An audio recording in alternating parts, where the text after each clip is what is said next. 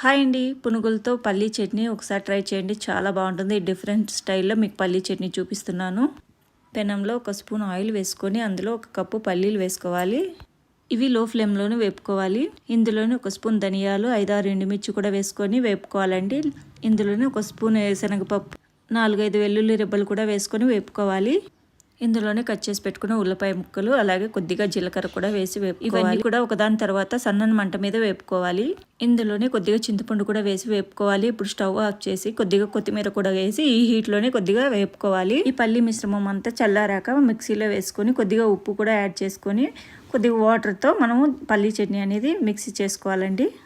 ఈ పల్లి చట్నీ దోశలకి కానీ, ఇడ్లీలకి కానీ, పునుగులు అలాగే పొంగనాలకు కూడా చాలా టేస్టీగా ఉంటుంది. ఒకసారి తప్పకుండా ట్రై చేయండి. ఈ పల్లి చట్నీ పునుగులు రెసిపీ మన ఛానల్లో ఫుల్ వీడియో ఉందండి డీటెయిల్గా. ఇది కూడా ఒకసారి చూడండి.